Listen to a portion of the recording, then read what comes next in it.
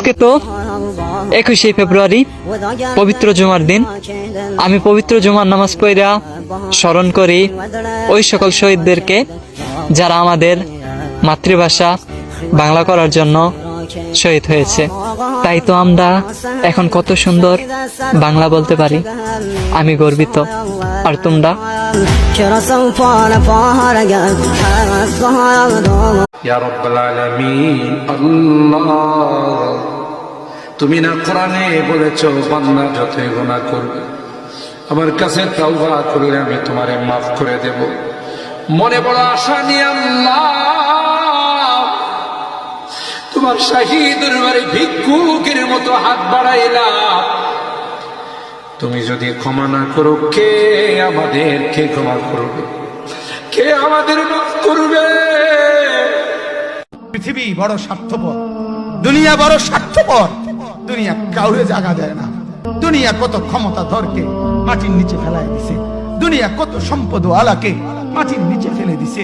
দুনিয়া কত সুন্দরী নারীকে মাটির নিচে ফেলায় দিছে।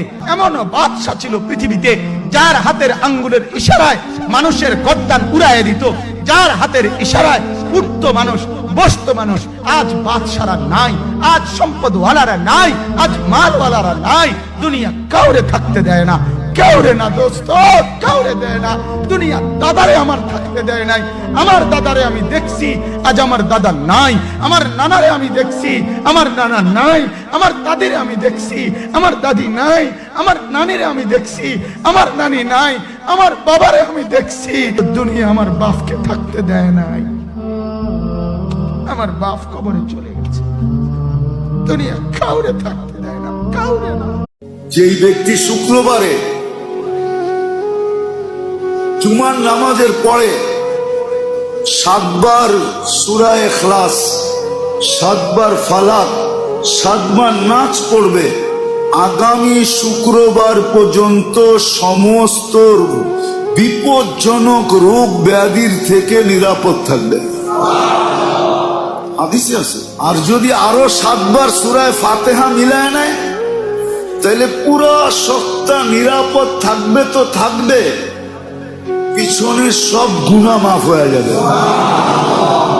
যেই ব্যক্তি শুক্রবারে জুমার নামাজের পরে 7 বার সূরা ইখলাস, 7 বার ফালাক, 7 বার নাচ পড়বে, আগামী শুক্রবার পর্যন্ত সমস্ত বিপজ্জনক রোগ ব্যাধির থেকে নিরাপদ থাকবে।